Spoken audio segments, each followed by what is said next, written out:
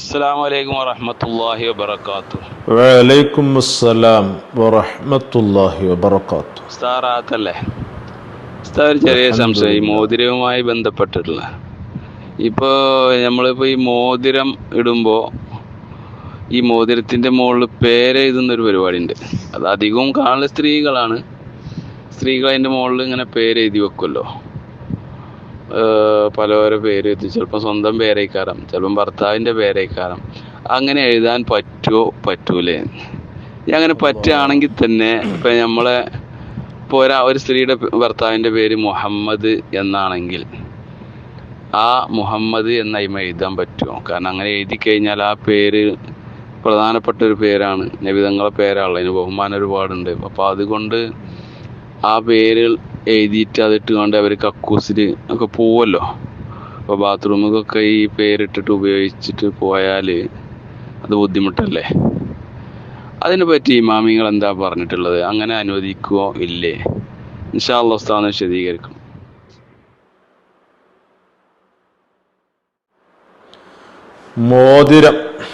മോതിരത്തുമ്പോൾ ഒരു കല്ലുണ്ടാവുമല്ലോ. അപ്പോൾ ഈ മോതിരക്കല്ലുമ്പോൾ പേരെഴുതാൻ പറ്റുമോ എന്നുള്ളത് പല രൂപത്തിലും എഴുതുന്നവരുണ്ട്. സ്വന്തത്തിൽ പേരെഴുതും, ചിലപ്പോൾ എന്തെങ്കിലുമൊക്കെ വിശേഷണങ്ങൾ എഴുതി വെക്കും. അതുപോലെ തന്നെ അള്ളാൻ്റെ പേര്, റസൂലുള്ളാൻ്റെ പേര്.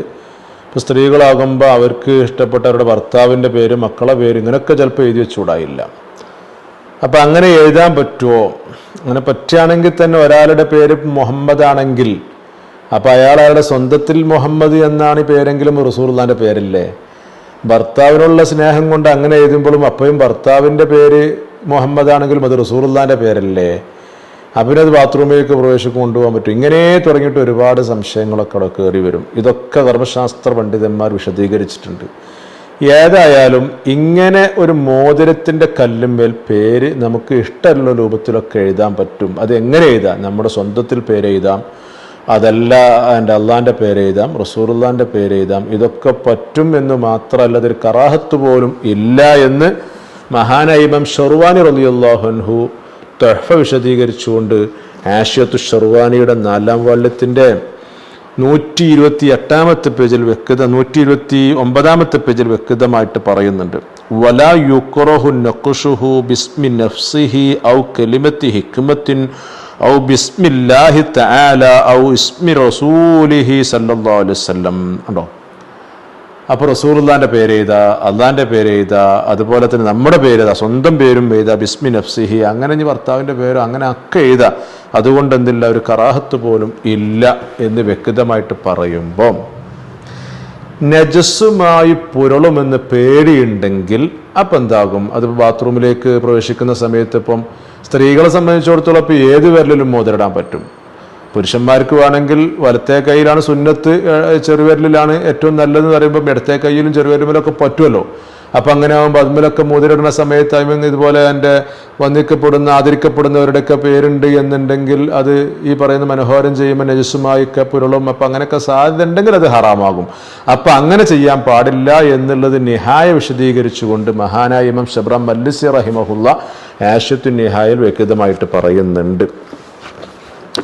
ആശിയത്തു നിഹായുടെ 3-ാം വാള്യം ഇതിൻ്റെ 106-ാമത്തെ പേജിലുണ്ടാവും. ലാക്കിൻ യഹ്റുമു ഇസ്തിമാലുഹു ഇദൻ അദ്ദാ ദാലിക ഇലാ മുലാഖാത്തിൻ നജസി.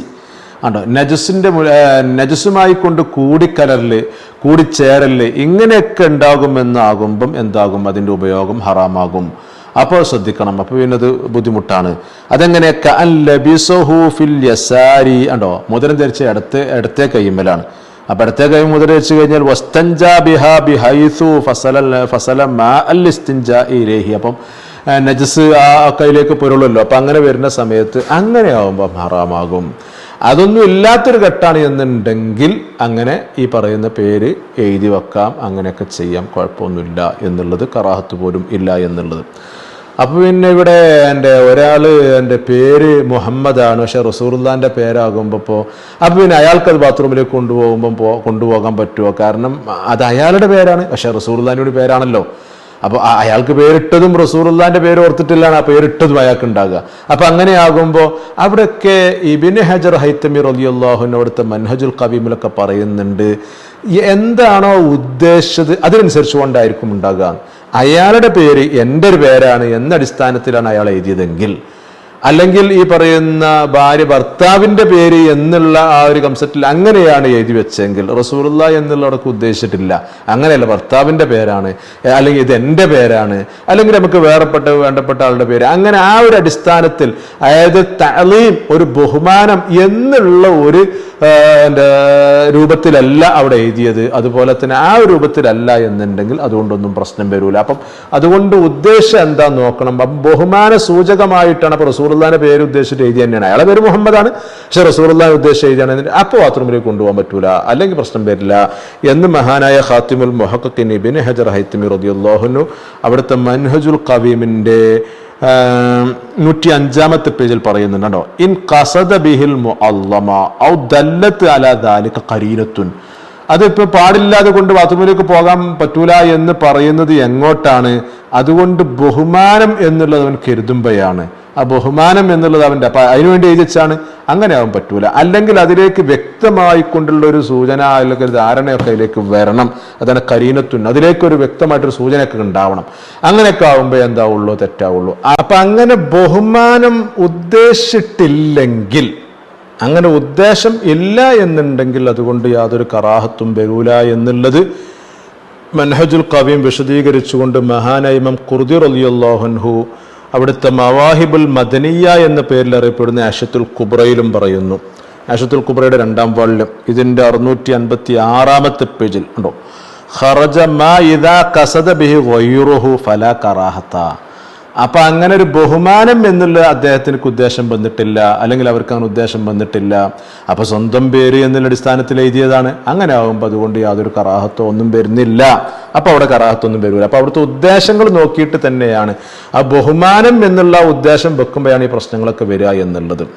ഇനി ഏതായാലും അങ്ങനെ ഒരു ബഹുമാനം എന്നുള്ള ഉദ്ദേശപ്രകാരമാണ് ഇത് എഴുതി വെച്ചതും ഒക്കെ. അപ്പൊ റസൂലുള്ളാഹിന്റെ പേര് എന്നുള്ള അടിസ്ഥാനത്തിൽ, അള്ളാഹുവിന്റെ പേര് എന്നുള്ള അടിസ്ഥാനത്തിൽ അങ്ങനെയൊക്കെ എഴുതാൻ പറ്റുമല്ലോ. എങ്ങാനും ഒരാള് അതുമായി കൊണ്ട് ഇനി ബാത്റൂമിലേക്ക് പോയാൽ, അത് മനഃപൂർവ്വം ആകട്ടെ മറന്നിട്ടാകട്ടെ, ഇപ്പം സ്വാഭാവികമായിട്ടും മറന്നിട്ടൊക്കെ കൂടുതലും അങ്ങനെ സംഭവിക്കും. മനഃപൂർവ്വം ആരും കൊണ്ടുപോകലല്ലോ. അപ്പം ഈ പറയുന്ന മറന്നിട്ടൊക്കെ ബാത്റൂമിലേക്ക് പോയി കഴിഞ്ഞാൽ പിന്നെ തിരിച്ചു വെക്കാനായിട്ട് പുറത്തേക്ക് വരണ്ട. കാരണം ചിലപ്പം എൻ്റെ ബാത്റൂമിൽ ഇരുന്ന് നമ്മുടെ ആവശ്യ നിർണയത്തിന്റെ ഇടയിലായിട്ട് നമുക്ക് ഓർമ്മ വന്നു കഴിഞ്ഞാൽ അപ്പം എണീറ്റ് വരാൻ പറ്റുമോ? പറ്റൂലല്ലോ. അപ്പൊ പിന്നെ ഈ മോതിരം എന്താ ചെയ്യുക? ഈ മോതിരത്തുമ്പോൾ ഇങ്ങനെ പേരുണ്ട്. അങ്ങനെയാണ് എന്നുണ്ടെങ്കിൽ അത് മറച്ചു പിടിക്കാനാണ് പറയുന്നത്. അതൊന്നൊരിക്കൽ കീശയിലിടുക, അല്ലെങ്കിൽ ഈ പറയുന്ന തലീകെട്ടിൻ്റെ തൊപ്പിയുണ്ടെങ്കിൽ അതിനുള്ളിൽ വെക്കുക, അല്ലെങ്കിൽ ഏതെങ്കിലും ഒരു മറ, ആ ഒരു മറയിലായിക്കൊണ്ട് ഇപ്പം എൻ്റെ ഉടുത്ത മുണ്ടിൻ്റെ ഒക്കെ ഉള്ളിലാക്കിയിട്ട് ഇങ്ങനെ വെക്കുക, അങ്ങനെ എന്തെങ്കിലുമൊക്കെ ചെയ്തുകൊണ്ട് മറച്ചു വെക്കട്ടെ എന്ന് വ്യക്തമായിക്കൊണ്ട് തന്നെ ഖാത്തിമുൽ മുഹഖഖീൻ ഇബ്നു ഹജർ ഹൈതമി തങ്ങൾ അവിടുത്തെ തുഹ്ഫത്തുൽ മുഅ്താദിന് വ്യക്തമായിട്ട് പറയുന്നുണ്ട്. തുഹ്ഫയുടെ 1-ാം വാള്യം ഇതിൻ്റെ 399-ാമത്തെ പേജിലായിട്ടുണ്ടോ, വലോ ദഖല ബിഹി വലോ അംദൻ ഉണ്ടോ. ഇനി ഈ ബഹുമാന സൂചകമായിട്ട് എഴുതിയത് തന്നെയാണ്. അങ്ങനത്തെ ഒരു മോതിരവുമായിക്കൊണ്ട്, ആ കല്ലുമായിക്കൊണ്ട് ഒരാൾ ബാത്റൂമിലേക്ക് മനഃപൂർവ്വം തന്നെ പ്രവേശിക്കുകയാണെങ്കിലും വയ്യബഹു നദ്ബൻ ബിൻ നഹ്വി ലമ്മി കഫിഹി അലൈഹി ഉണ്ടോ, അതിനെ മറച്ചു വെക്കൽ അവനക്ക് പ്രത്യേകം സുന്നത്തുണ്ട് എന്നുള്ളത്, വെളിവാകാത്ത രൂപത്തിൽ. പുറത്തു വരണമെന്നില്ല, ബാത്റൂമിൽ നിന്ന് പിന്നെ പുറത്തു വരാമെന്ന ബുദ്ധിമുട്ടാവില്ലേ. അതിപ്പോൾ എങ്ങനെ അവർക്ക് അതിൻ്റെ മറക്കാൻ പറ്റുക, ആ രൂപത്തിലാവട്ടെ എന്ന് അവിടെ ഇമാം ഷർവാനി റളിയല്ലാഹു അൻഹു തുഹ്ഫ വിശദീകരിച്ചുകൊണ്ട് ആശത്തു ഷർവാനിയുടെ 1-ാം വാള്യത്തിലും പറയുന്നുണ്ട്. 1-ാം വാള്യത്തിന്റെ 296-ാമത്തെ പേജിലുണ്ട്. എങ്ങനെ വെച്ചാൽ അങ്ങനെ തലപ്പാവിനുള്ളിലോ അല്ലെങ്കിൽ തലകെട്ടിനുള്ളിൽ എവിടെ വെച്ചാൽ എങ്ങനെയെങ്കിലും അതിനൊന്ന് മറച്ചു വെച്ചാൽ മതി എന്നുള്ളത്. അപ്പൊ പിന്നെ എന്താകൂല, അതിനാലുണ്ടാകുന്ന ബുദ്ധിമുട്ടുകളൊന്നും കയറൂല. അപ്പൊ പിന്നെ അതുമായിട്ട് ഉള്ളിലേക്ക് കയറി എന്നുള്ള പ്രശ്നമൊന്നും വരില്ല എന്നുള്ളത്. അപ്പൊ ഏതായാലും ആകത്തുക പറയുകയാണ് എന്നുണ്ടെങ്കിൽ മോതിരത്തിന്മേൽ അവനാന് ഇഷ്ടമുള്ള രൂപത്തിലൊക്കെ പേരെഴുതാൻ പറ്റും. മോതിരക്കല്ലുമോ അങ്ങനെ മോതിരക്കല്ലുമ്മലോ ഒക്കെ അങ്ങനെ എന്താൻ പറ്റും, പേര് എഴുതാൻ പറ്റും. അത് ഏത് രൂപത്തിലും എഴുതാം. പക്ഷെങ്കിൽ അത് ബഹുമാന സൂചകം ആണോ രൂപത്തിലാണോ അല്ലാതെയാണോ, അതൊക്കെ അത് അയാളുടെ ഈ പറയുന്ന മനസ്സുദ്ദേശിച്ച് അതെങ്ങനെയാണ് അതിൻ്റെ റൂട്ടിനനുസരിച്ച് കൊണ്ട് ആ കാര്യങ്ങളൊക്കെ മുന്നോട്ട് പോവുക എന്നർത്ഥം കേട്ടോ.